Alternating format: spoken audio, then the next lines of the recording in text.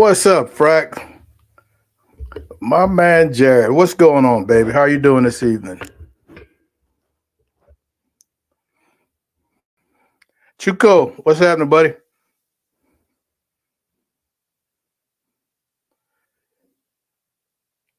Hey, Daniel, great to see you, man. Robert, what's going on, baby? How are you guys doing?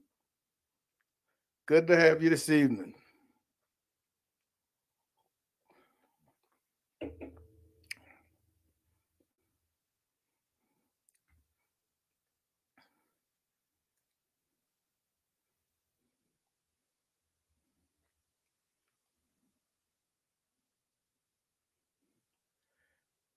We're gonna give them the usual few minutes, man, to wander in and find their seats.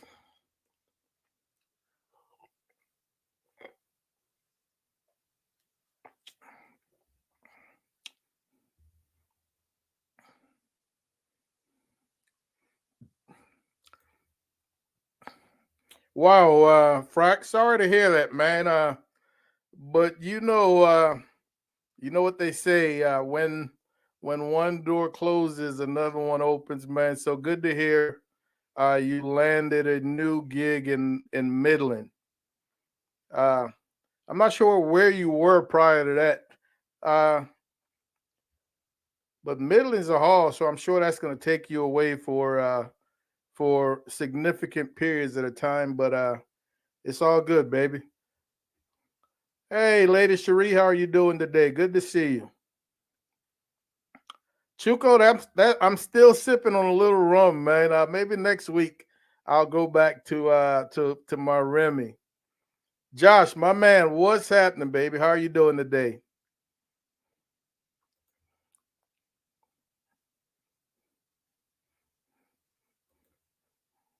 That is all right. Hey, Quint, what's happening, buddy? How are you doing?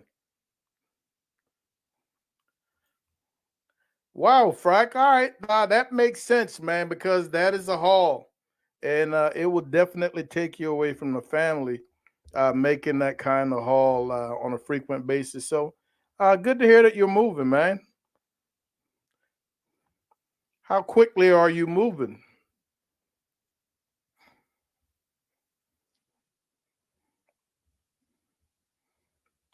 Got another minute or so, folks.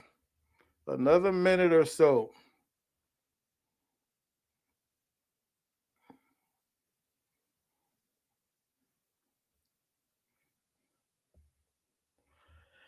I trust that everyone has had a great week to this point. One more day. One more day. And you've got a nice weekend. And for quite a few of you, this was probably a short week anyway. I think quite a few of you guys were off on Monday, man. Frack. All right. So we still got a chance to hook up, man. Yeah, we still got a chance to hook up. Smoke Daddy, welcome aboard, baby. Good to see you this evening.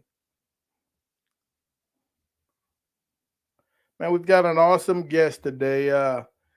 This young man, I ran across him, I don't know, a year and a half, 2 years ago, man, and uh, been really following him because he's doing some awesome things, and we kind of think alike. So I definitely love what he's doing. Carnal, ¿cómo está, man? What's up, 805? How are you doing? Dude, I'm telling you, uh, I really didn't plan, man. Otherwise, I'd have had at the smallest a 12-inch tortilla, because those 10 inches, as I started filling them, I realized that they might look big, but they really aren't, man. I really needed a huge tortilla to really make some good Cali burrito. All right, folks. Without further ado, man, I once again welcome to another episode with Mom and Papa Joe. Man, we absolutely appreciate you choosing to hang out with us for this hour or so. We've got an awesome young man that I'm getting ready to bring to the stage shortly. Like I said earlier, ran into to Daniel, man, a year and a half or so ago, and has been following him ever since. All his exploits. He's got a little entrepreneurship in him, and I think he's really going to do some good things. So without further ado, let me bring him to the stage. What's going on? My man Daniel, what's happening, buddy? How you doing? All is well, bro. Great to see you this evening, man. Great You to too. see you this evening. And You too. thank you again for accepting the invite. Oh, thank you for inviting. It's an Yes, sir. honor. So, folks out there, this is Daniel's first time on the show. You know, we often have repeat offenders. This is his first time, so I will give him just a short opportunity to introduce himself to the gang out there. Daniel, let the folks know about you, baby. What's up, y'all? So I started in 2018 learning how to barbecue, and around 2019 I started documenting it on YouTube.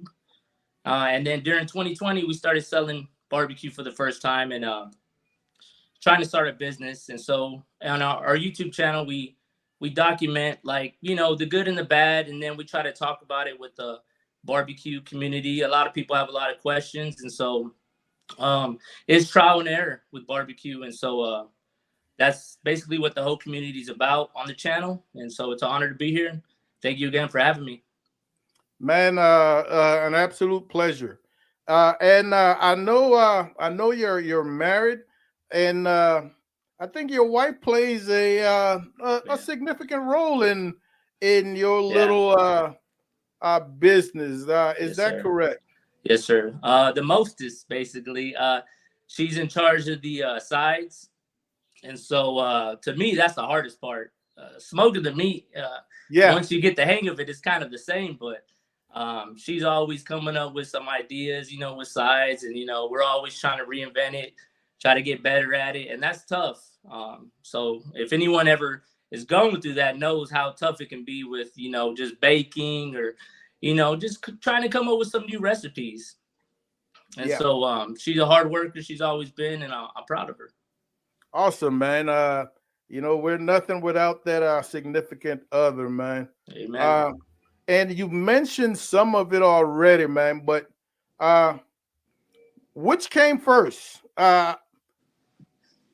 Your passion for barbecue or your passion for YouTube? Did one lead to the other? It kind of came. So basically, I was stumbling upon YouTube. I don't even remember, but I was looking at T. Roy Cooks or James from Aim 'em Claim 'em, one of those Okay, guys. okay. And they were talking about indirect cooking, like some ribs. I had a small HEB grill, and I'm talking about small. And I started. I tried the method I saw. The ribs came out great as far as like tender, and I enjoyed the process. I mean, they were over smoked. My tongue was like numb the first time I tasted. I didn't know what that meant. Um, but I enjoyed the process. And so once I started, I every weekend, you could tell my wife, we're barbecuing on our little apartment patio, and I was just trying to learn more and more and more. It was very addicting. And Now so I go ahead. no, it's just ever since then, I was just addicted to watching YouTube and just looking at different people's um, YouTube videos to try to get better.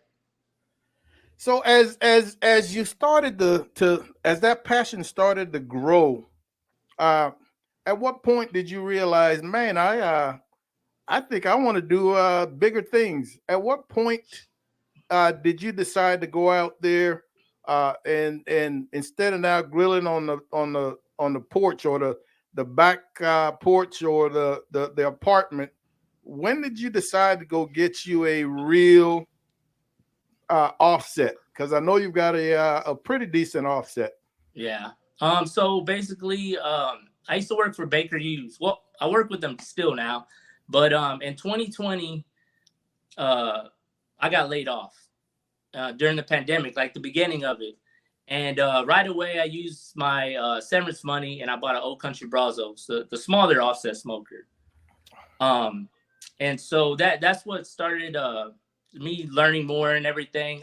My dad's friend that he grew up with, we saw him at a funeral. my dad told him about my passion. This guy's very wealthy. He's a very good man. Uh, he invited us over to his house, showed us this pretty huge smoker, and said, "I'm gonna make you that. I'm gonna custom make you it, like the exact same one, brand new." And he goes, "I want y'all to have it for free." And so that's how I came across my larger smoker. Okay. All right. And coming from apartment cooking to Yeah, an offset, how big a leap was that for you? it's big. Yeah. uh, yeah, it was tough to get used to because I think a lot of some of the questions people had at first with a lot of things, like in the older generation, you know, you had to find out through, you know, following someone that can shadow you probably, or you can shadow someone that was, you know, a pit master. But, you know, we were lucky to come in at a decent time where you can look at, you know, things on YouTube and find out how to do it. But you know, finding the right wood size, split size to put in the smoker, whether it's a large smoker or a smaller one, that was hard to get used to. How to, you know, keep the temps at a good steady, you know, steady rolling. Yeah. Yeah. Um, how to keep it clean smoke, what kind of wood I want to use, all that different stuff played a major part. I thought I was pretty good at the beginning, but when I look back and saw my food, it sucked. You know, you know, it's a learning process. You know, it's you're learning every cook. You know. Yeah. Oh, no doubt. And even me, man. After years of competition, after years of cooking in the backyard, I am still learning. Yeah. Every cook, I'm like, wow, all right, I had never thought about that. Now I understand why this happened because of what I did earlier. And so if you're not learning, you're somewhat falling behind, man. You're Correct. falling behind. So, Yes. so Yes. let's talk pop up. At what point now did you gain the confidence? Did you feel you had the goods to go out there and vend? That's something that I feel like everyone is always afraid of, is venturing out on your own and putting yourself out there. Um, Basically, my barber had saw my brisket and said, "Hey, would you make me one?" And it was Christmas. She needed it Christmas Day, so I believe it was 2020 or 2019 Christmas Eve. I was smoking a brisket on my Weber kettle. And I was nervous because she was the first one to actually try my food, other than my family. Your family's Yeah, always going yeah, to be nice, yeah. right? Oh yeah. Because it's free. And so she tasted it, she loved it, and so I just started putting myself out there after that, and I just started having a mentality where I was like thinking, you know what? If I screw up, I screw up, but I'm gonna get better. I'm just gonna keep learning, and I'm gonna keep getting good, and I'm just gonna put myself out there. I was tired of being afraid most of my life. I was a middle child, so I'm not as wild as like the youngest or the oldest child, you know. And so I just wanted to put myself out there and see what I could do, basically. Yes, sir. So when you decide, okay, this weekend I'm gonna do a pop up. I know you put it out there on social media. Uh, do you provide a menu? And if so, how extensive or how minimal is your menu? It's pretty, I know it's just you and the wife, yeah. with the kids. But what do you have on your menu? So we try to stay simple right now. So a lot of people over here, I would say, don't like pork shoulder as much. So I don't cook pork shoulder as much. The main thing you're gonna see from us is brisket and ribs. So right now, to me, that's what the people that's the demand. That's what people want from like my Facebook, I guess. And so that's what I provide. Usually, I'll try to. If I do both, it's always rough because let's just say I'm selling on Sunday. I got to prepare the briskets and cook them on Saturday. And then I got to wake up early again Sunday morning and cook the ribs and all that. So if it's both of them, I'll try to do both of them, and then she'll cook the sides, and it's usually like brisket, ribs, mac and cheese. Um, but to me, like I like a little bit of everything. I love collard greens, and so we try to make something that's appealing to the people, something that they would like, something that they enjoy, that brings a lot of color, and that's good. Oh, I totally agree, man. I totally agree. And I know the YouTube came after the learning curve with that offset. Yeah. Uh, where did the YouTube thing come into play? I know you were watching a lot of YouTube videos to get ideas to gain some knowledge, but what made you decide? Hey, you know what? I want to put some of this stuff out there. I got some good info. Yeah. I think basically in honor of the people that helped me out, that's the way I would express it. Like people like you, people like T Roy, James, Cooking with Rye, like Mad Scientist, a lot of people like that, Joe Yim Barbecue, they helped me out. So like in honor of them, I'm like, I want to show people um, these recipes that I've learned just in case they don't fall upon those channels. And then slowly it went from a how to like, what, I'm just gonna show you my experience, because like a lot of great how-to videos that are better than mine, but I don't see a lot of people covering like the business side, or like how expensive these meats are and how to do that. And so that's what I felt like I started branching off to more away from the how-tos, and more towards the like trying to start a business side. And what I want to do, Darwin is asking who's the guest. He came in late. Darwin, this is Daniel Savala, man, of Savala's Craft Barbecue, and I'm going to. I'm sleeping on the job because I was supposed to have his YouTube link copied so I could put it in the chat. But when I do it, or when Mama does it, uh, y'all swing past his page, man. Take a look, see, and if you like what you see, definitely smash that subscribe button. He's got some beautiful briskets, man. His cooking process, his fire management, the information that he puts out about fire management, the business side of things. He's really got some great information for anybody that's interested, man, in vending at any level, whether it be the county fair or whether it be full time or every weekend. He's got some great information for you. Uh, Somebody in the chat, if there are any mods in the chat, man, find Savala's Craft Barbecue and drop the link in the chat. All right, it is there. Trumpet hooked it up. All right, Thank so you, thank you. uh, I am not one of those folks. I don't tell you to go smash that subscribe button. I want you to go see for yourself, and then you decide. Yeah. Uh, uh, I'm not going to send you any place that's ragged, so to speak. All right. All right. So early on, Daniel and I were talking, man, and we've got a lot of the same ideas, and that's what I really enjoyed when I first started watching your videos. You were saying things that I totally believe in, things that I've said previously or after the fact, uh, and I absolutely knew that I was going to subscribe to you. Great information, especially, man, for somebody that's just started. Great information. The way you trim briskets. I know you've watched a lot of videos, but ultimately, when it does come down to it, you can watch 5 different people trim briskets, and you will take a little bit from each of them to create your own trim.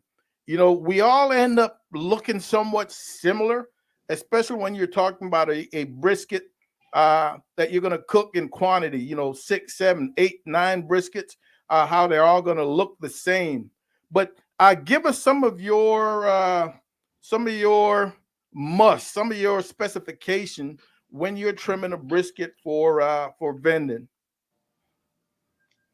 Yeah, so of course, you don't want too much fat. Some people will just, I guess that old school mentality was just like you don't even need to trim any, which All right. Oh, we're gonna talk about that yeah. one after Oh, this. We're oh. gonna hit that one after this. But you talking about like what I recommend when trimming? Yes. Yeah. Yeah. Yeah. Yeah, so of course, I mean, you don't want a square brisket. You want it to look like they always say aerodynamic. You don't want any corners popping out, just like a square. You want it to look smooth, like I think Aaron Franklin said, like little Maserati, something like that. Yeah. Yeah. And you want to make sure that the best way I can say it is, if you trim it right at the beginning, the end product, you don't have to take out so much like nasty chunks of fat or whatever. You want to use every piece of meat. So it makes a difference at the beginning how you trim it, because we want to keep as much as we can at the end.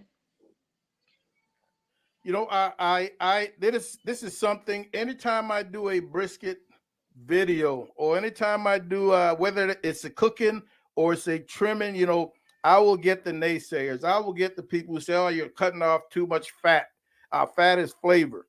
And I actually made a Facebook post uh, about fat being flavor, just to poke at people, just to generate a conversation, and it did, because some people really got hot and heavy trying to defend that the fat is flavor.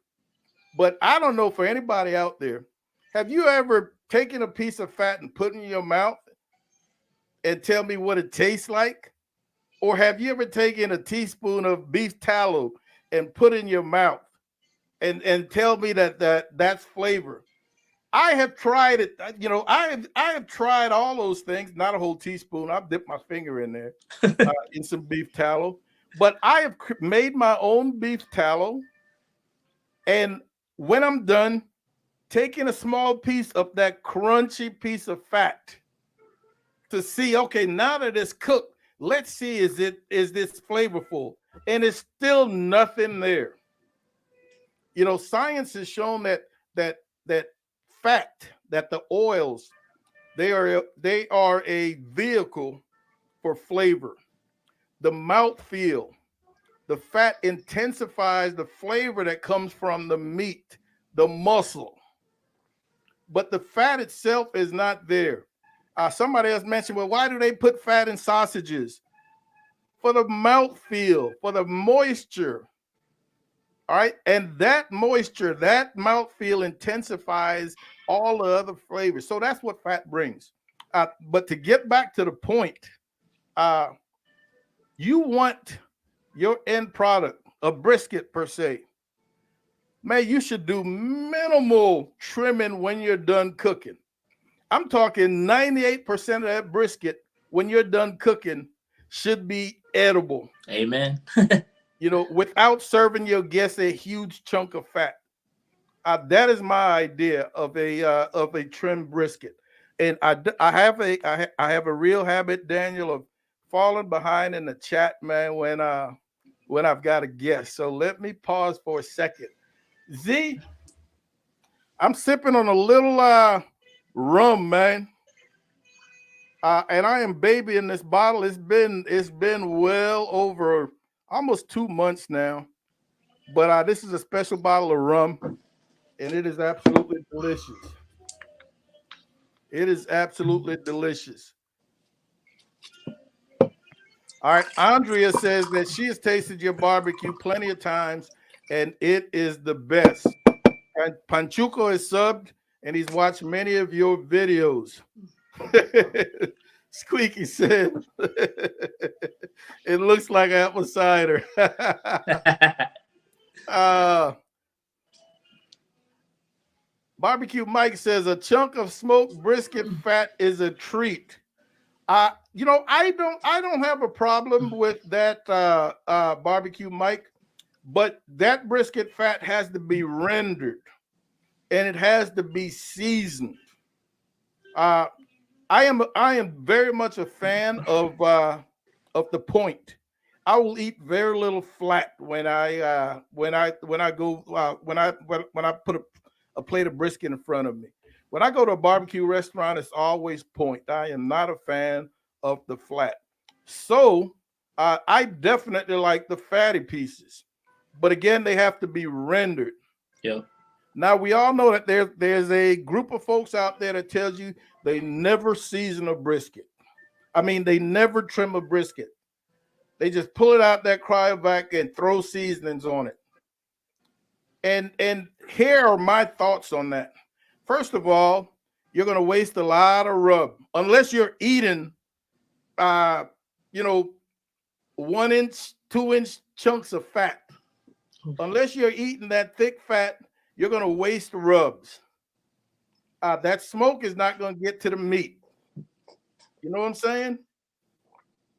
You're going to be serving brisket without bark when you get done trimming after the cook. Your cook is going to be extended. You're going to waste fuel because of that extended cook time. So, as far as I'm concerned, it's your brisket. You're free to do whatever you want. I'm not going to knock it. But first of all, usually they don't post those briskets. How many briskets have you seen untrimmed on YouTube? I know I know, I know Joe did one, Smoking Joe. Yep. Yep. But have you seen many other people do them? One other guy, I forgot his name though. Some YouTube. He's a Cajun guy, man. Yeah, but there's a reason they don't do it because there's nothing to look at. Correct. Yeah, there's nothing to look at. And I am just not going to eat that kind of fat on briskets. So absolutely not. When I go to a restaurant, when I cook a brisket here at home, I want bark on all sides of that piece of brisket I'm eating. You know what I'm saying? Yes, exactly. I want bark. And that bark is seasoned. That bark has been in a smoke. So it's flavorful. Yeah, and I think one thing that people need to understand is like moderation. It's like we don't want too much fat and we don't want too little fat. Yeah, we want exactly. the perfect amount. Yeah, exactly. One thing I don't like seeing is whenever they cut the brisket in half and you see that big blob of fat right or left side. And it's white. Ugh. And it's white, instead of that yellowish Vaseline looking fat. I always refer, and people say, man, Vaseline, but that's what it kind of reminds me of. Yeah. But it's well rendered. That's that good fat. Yeah, that's that good fat. That's that fat, man. You play with it in your fingers and it just melts away. Oh, yeah. All right, that is what I'm talking about. Z, I love Darwin. I love potatoes roasted in. They really accent and crispify potatoes. So I understand that McDonald's away from it. I don't know why, because it absolutely worked. Yeah. Yes, Terry, they are great barbecue and great people. That is why he's here today. What's up, Carlos? Man, that bottle is not $1,000. It's a little more than I usually want to spend, but it absolutely, yeah.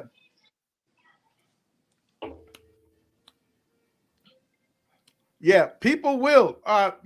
And again, I guarantee they're the pieces that are the right fatty pieces, man. They're not those heavy, ridiculous, all fat pieces. What's up, Pull Up? How are you doing? What are you doing? Easy, Trumpet. What is it? He said, I know about that Vaseline. Easy does it. Oh, you know that, Troy. We're pit masters. We all got that right amount of fat, man. Yeah, we all got it.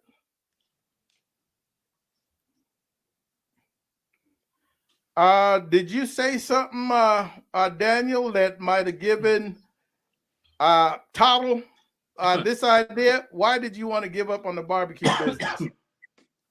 Oh, I took a break. I took a break for a while. And the reason why I took a break was my wife and we wanted to get into a house, the one that I'm in right now.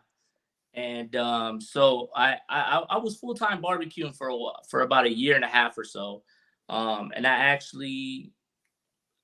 to I actually got in business with one of my best friends, and I think it was 2021.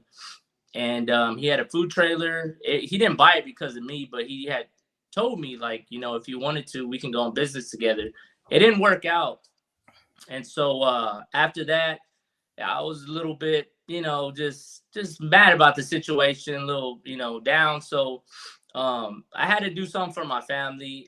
We wanted a house. I'm 35 years old. I don't want to raise my kids in an apartment. We've been living in an apartment for about 10 years. So I was able to get a job at Slumber J with my buddy, and that provided me the house that we live in now. And so once I got that done, so I guess my plan now is to get the barbecue going again. So I just had to get my ducks in a row. My family comes first, Oh, and their happiness. No doubt. Yeah. I did not realize that the barbecue business had went on hold. I knew that I wasn't seeing your videos. Yeah. Yeah. Right. And I'm not gonna lie to you. I'm one of those.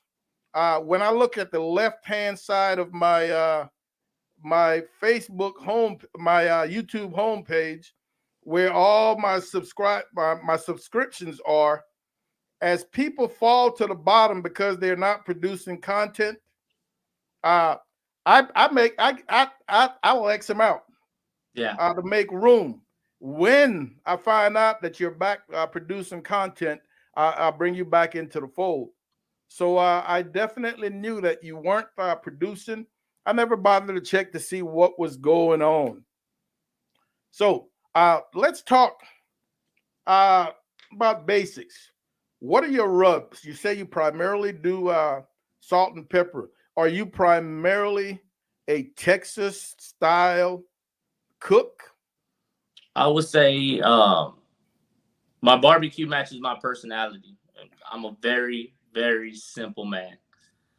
So yeah, I would say at the heart of it, I'm a Texas cook, salt and pepper, but I'm also would like to be considered new school barbecue too, because I'm open to new things. And so I don't ever want to be closed-minded when it comes to barbecue or food. I want to be able to improve, and if something tastes better or will help enhance the food, then I want to go with that too. But for right now, I'm just a simplest, and salt and pepper, and maybe some Lawry's or whatever.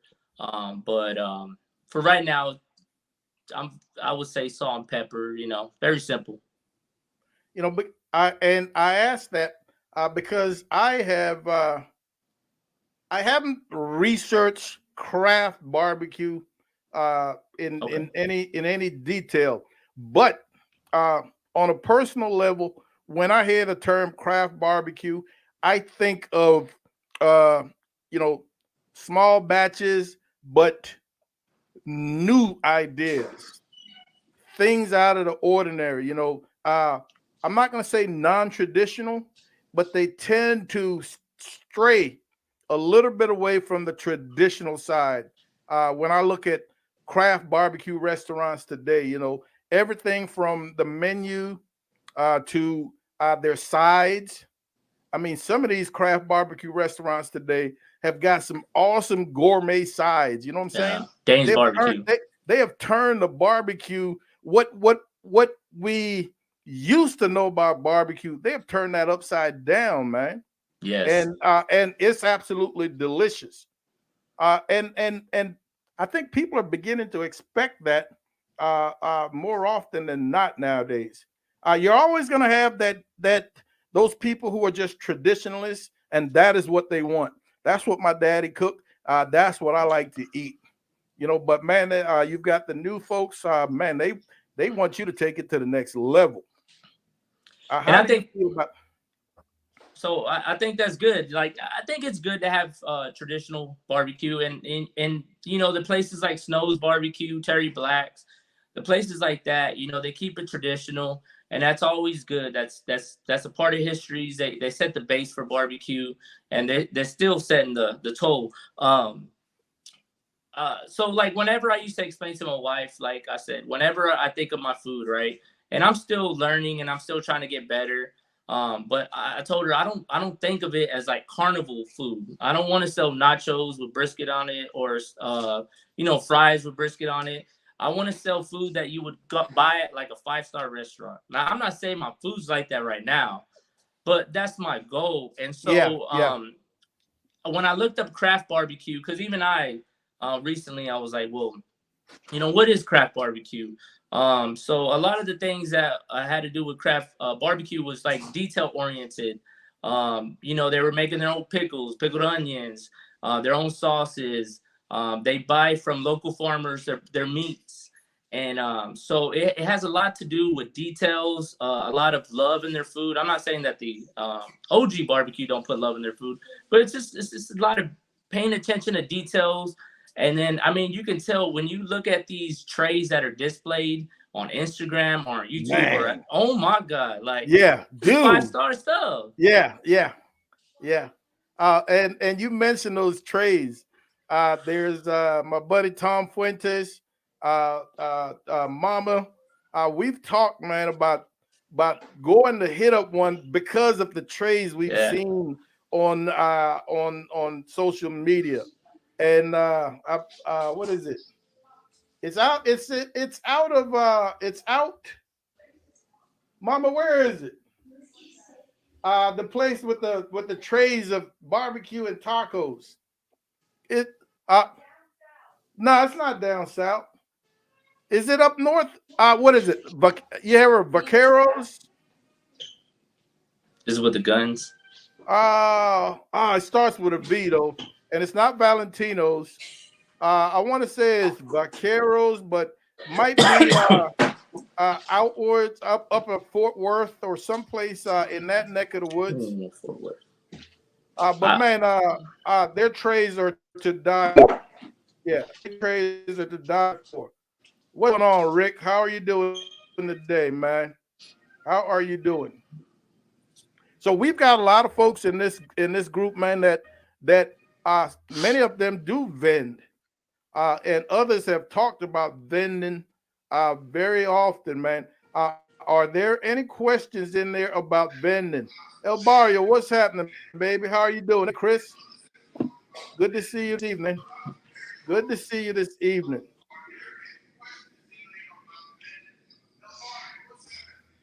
Mom and I, we've got ideas about vending too, man. And now that we have stepped back from competition, we may begin to explore that. Mama keeps going back and forth as to when she's going to officially retire, and I think that would be a great time for us to dip our feet into the water, so to speak. that's And exciting. like most folks, man, I'm not talking brick and mortar because I honestly don't want it to become a job.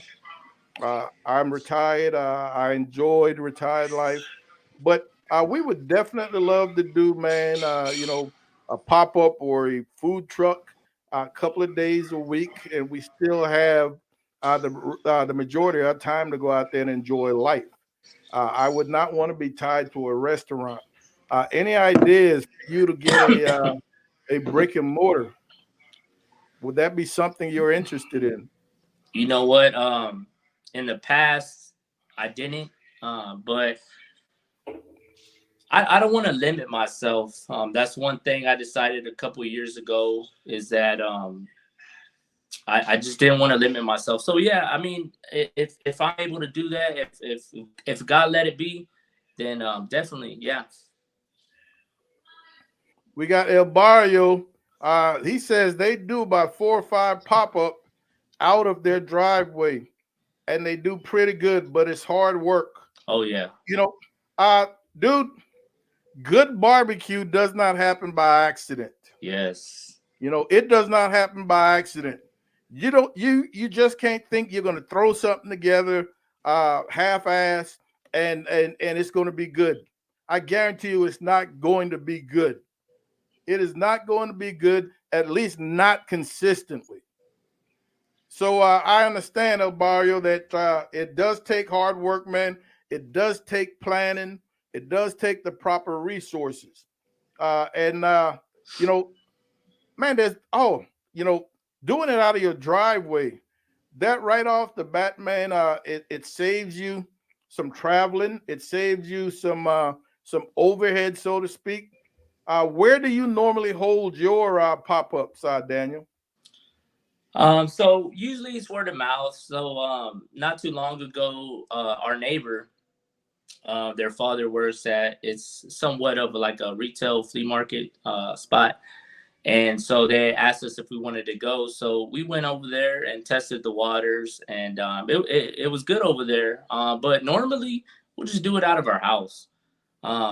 Whenever in 2020, um, what we did was my dad, like, he's always been involved in the community. My mom and my dad, first off, and so ever since my brother was killed in 2006, he started a toy drive where every Christmas we give to pick families that's been in like crisis, and we try to give them, you know, sponsors and good gifts before Christmas and everything like that. So it's a compassion thing.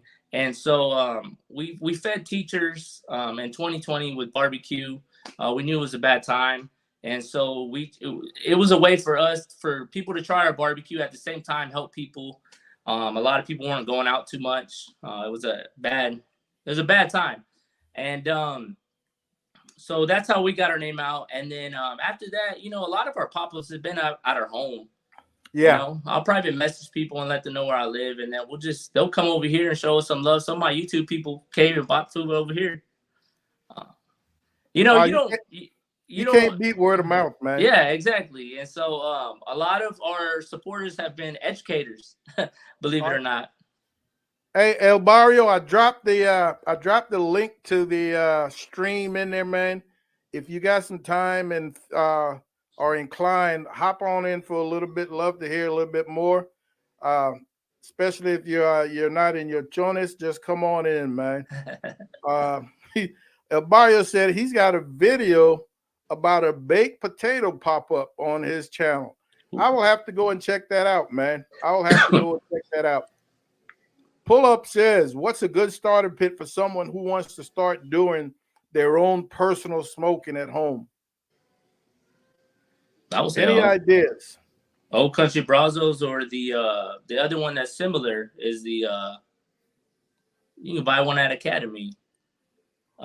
There's one that's like $500, and I would say get started with something like that, something small.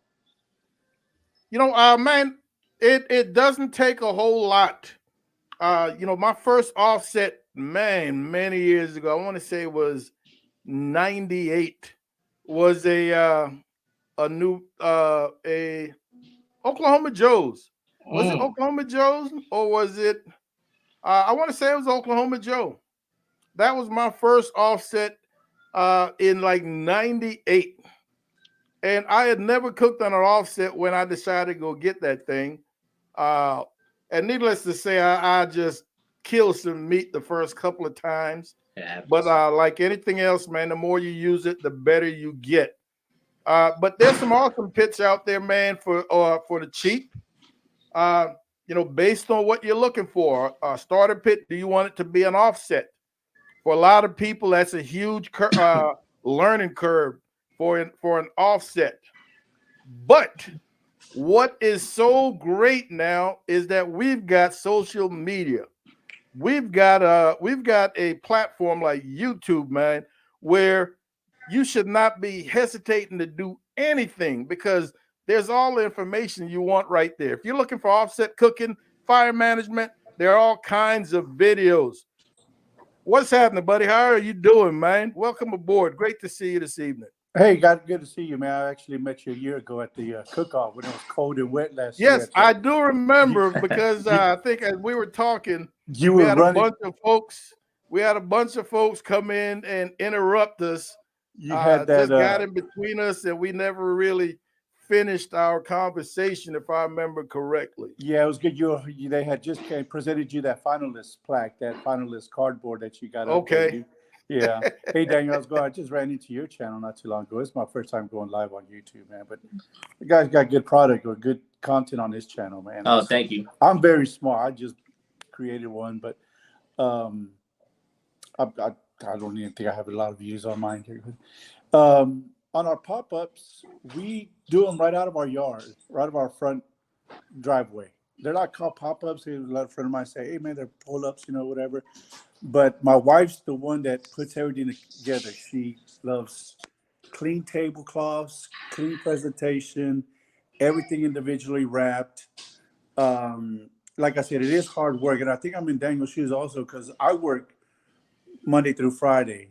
Yeah. And I don't like to take off because that's money out of my pocket. So when I get off of work, I'll ask to get off early on Friday, throw the briskets in at 3-4 o'clock in the afternoon right after work. I've prepped all week long. I've prepped Tuesday, Wednesday, Thursday, getting everything, ordering everything. So you're not running around the last minute. Yeah. And you're till midnight. And then I try to get them done hot and fast. But you still want to put out a good product because, like I said, I stress all the time. And people say, oh, just do it like that. No, people are not going to come back, Yes. You want them to come back. Yes. Yeah. We not to be considered anything. We have people, my neighbor next door, she'll order 6 sandwiches. And then the lady will come by and pick up 2. Oh, I have friends over. Are you still selling? And what I do is do pre-orders. So on Monday, I'll go on Facebook and I say, hey, guys, I'm taking orders till Thursday. And it's not a prepay. It's just to let me know how many briskets to buy for the upcoming week. We got 96 sandwiches and then all the extra people that pull up. And those pre-orders I like to do is a giveaway. I'll go live on Thursday before the Saturday cook. And I'll do 2 slabs of ribs as a giveaway. It qualifies. Once you pre-ordered, it qualifies them for a slab of ribs. The ribs cost me what, $12, $13 for a whole spare. And I'll pick 2. I'll go live on Facebook and give out to, and it gets orders in. Hey, make sure you get your order in. You don't prepay, and they get crazy when they. It's only 2 slabs of ribs. You can't. A giveaway is a giveaway, but it brings people in. So that's a good idea. Absolutely, that's a great idea. Yeah, you can do even. Go ahead, Clarence. No, I was gonna say, each time I have seen on Facebook pre-orders, I always thought that people prepaid. Because as a small entrepreneur, as somebody starting off small, a driveway, I can't afford to cook more meat than I can sell. Exactly. And there are going to be times when people pre-order and for whatever reason, maybe an emergency, they're not able to pick up and now you're left here with 6 sandwiches that you could have sold to somebody else or something along those lines. So you've really got to trust that those people who are ordering are going to come through and pay for it. Have you had any experiences where you were left with? I've always told people, hey, I don't take your money. Just let me know. Even if that morning you got an emergency, 9-10 o'clock, let me know that you can't make it. I'm not going to take offense just so I can sell those sandwiches. And I don't want you coming after. And we do everything from 12 to 3. I don't want to be out there all day. We're hustling and going. And what we do is with the pre-orders, my wife's like I said, she's very detailed. My wife, my daughter, I call them my pit crew. She writes down the names. And when so-and-so picks up their order, we scratch them off 3 sandwiches. And so-and-so, and she's like, hey, Joe hasn't picked up the sandwich. I'll call Joe. Hey, are you coming by? Yeah, I'm on my way. I think out of the 4 or 5, maybe 6 sandwiches, but then I'll turn around and sell them, Yeah. And then I don't want to run out, so I always cook like 5 briskets, and we're able to do. And I got a little method too because we like to stack them. We get a bag of chips. I don't like to raise the prices. We do a bag of chips, a Coke, and a big sandwich, chopped beef sandwich for $10. I'd rather sell $10 sandwiches and sell probably 25 more or 20 more instead of selling them for $15 And and selling sell less. less and sell Yeah. less. Exactly. Yeah. I And totally understand. and I'm not trying to lowball anybody out there. I just want to put out a good product out there and do that. But yeah, people have called, and I don't take offense. Hey, but the way I do it is I take a measuring cup, and we do three. We do one whole measuring cup. Imagine you take out a measuring cup of chopped beef sandwiches and put it. And I do chopped beef sandwiches all the time because you yield more with those. And I do one scoop, 1 cup measuring cup per sandwich, and I'll get 3 measuring cups per pound. So that's how I was able to say, okay, I have I can Those, sell how many sandwiches? I those have are nice 42 sandwiches. pounds. I have 42 pounds of servable Yeah. brisket. Those are nice sandwiches. They're Now, huge. now, Yeah. Yeah. now let me ask you about team dynamics. Mom and I, we've catered in the past. And after our first few uh, catering jobs, we really came to the conclusion, all right, uh, we can't both be running around in the front of the house because we bump heads. We I should. so mom will tell you, I'm in the back of the house, man. I am taking care of logistics. I'm taking care of if we're cooking live at a catering event, I am out there taking care of it, and she's got the front of the house. If I come out front, I know we're gonna bump heads because I'm gonna see something. No, I don't want that placed here. I think it'd Mhm. be better there. Mama's already got her ideas. So after a couple of catering jobs, we realized, all right, I am not touching that. That's all you. I got everything back here. You yell at me when you need something. Uh, she said, whatever. Uh, I am not lying, girl. Hey, I'm live too. All right, I, so so yeah, that is how we work. What kind of team dynamics do you guys have? well, I Starting, have my pit crew, which is my daughter, which she recently moved out, but it's my daughter, my wife, and 2 family members. One, I have a niece that she needs, high school credit, volunteer credit. So each one has a specific job. One takes care of one takes care of the writing out the names, collecting the cash. I'm just making sure the meat is warm. My wife presents everything.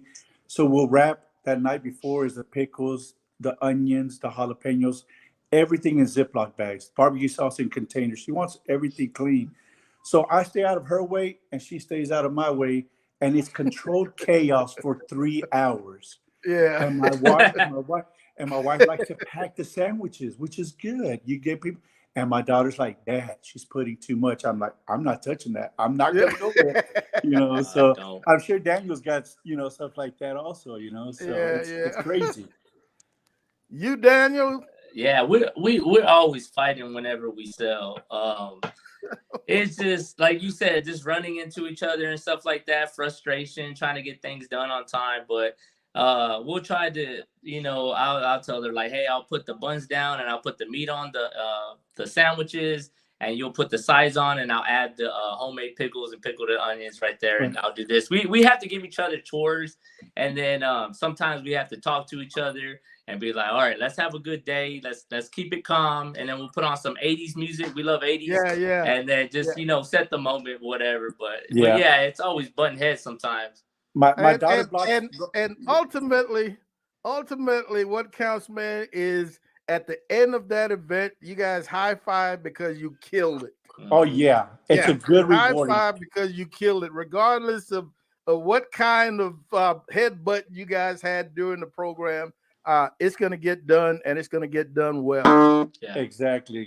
You can't feel your legs for the whole rest of the afternoon. I mean, I'm telling from experience, your legs are hurting. Yeah. Oh yeah.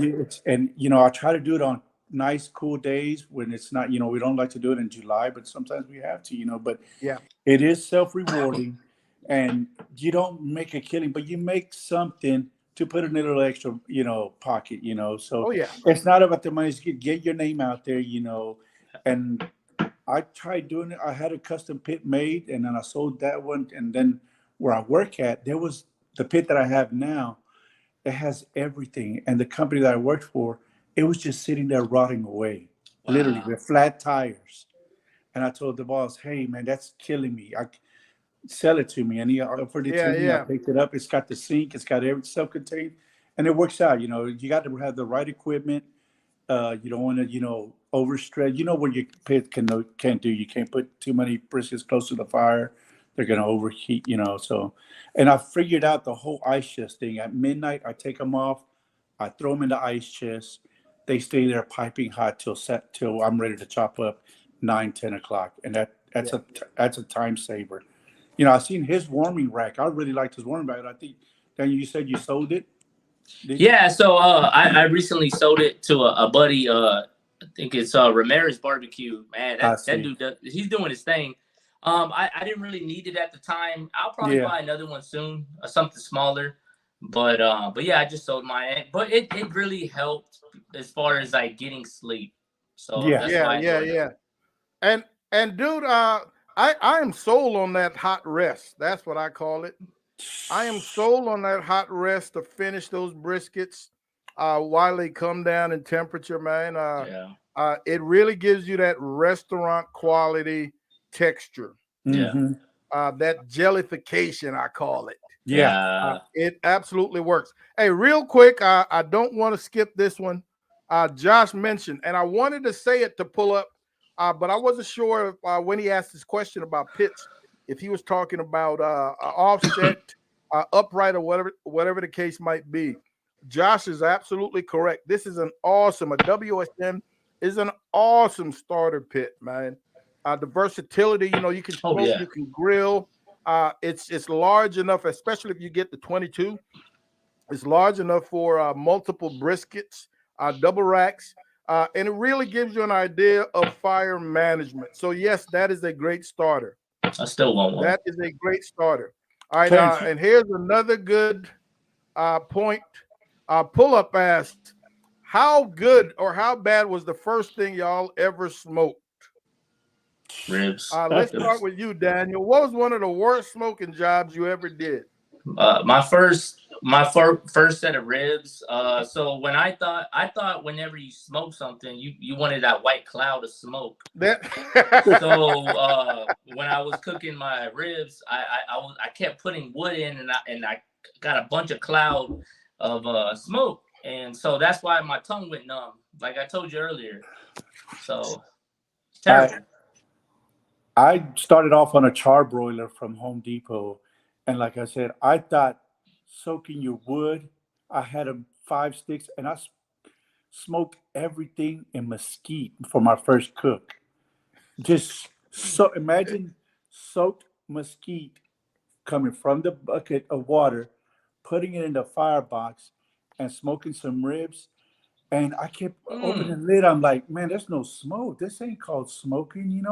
I wanted smoke. Oh my goodness. When all you could taste was the smoke, and then the next day you heat it up, the whole house smelled like mesquite. I was like, something's got to change. And my wife doesn't like the barbecue smell, believe it or not.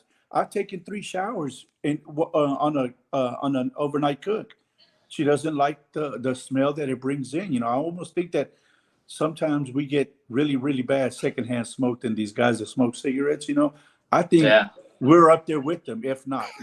So I am yeah. telling you, the worst thing, or the first thing that I actually smoked, uh, I was active duty. I was stationed at Fort Benning, Georgia. We had come to San Antonio for a softball tournament, temporary duty. On the way back, I had a minivan back then. That's when I picked up my Oklahoma Joe.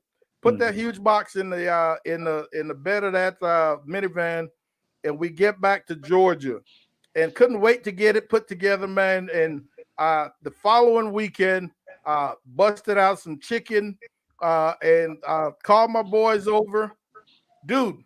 I used nothing but fresh hickory. Ooh. Ooh.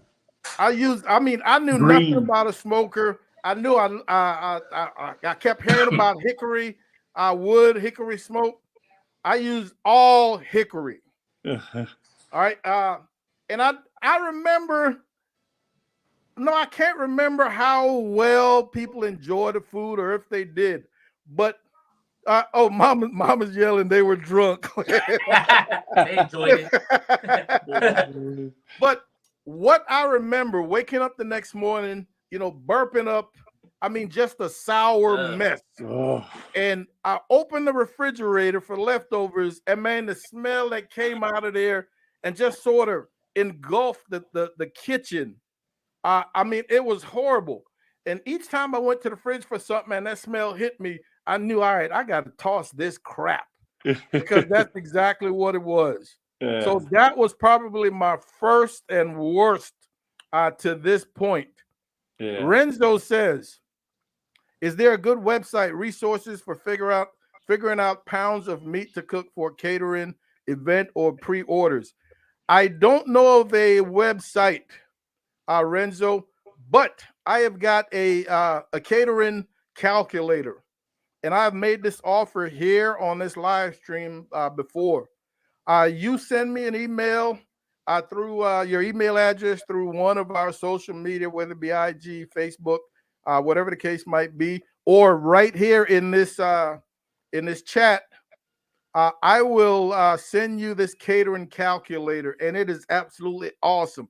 It has got every imaginable uh, meat or side that you might want to do for catering, and it gives you now uh, the cost has to be adjusted, but with the way everything has gone up, uh, this program doesn't automatically update prices.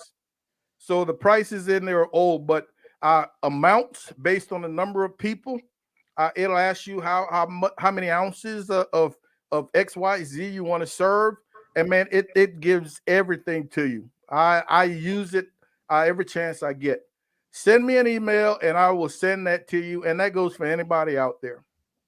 Yeah. My granddaughter's fixing to get here in a little while, and she's going crazy. Yeah. I'm gonna hopefully meet Daniel one day because I'm here in Houston also, man. I would love Oh to. yeah, Oh, you said you're definitely. gonna do so.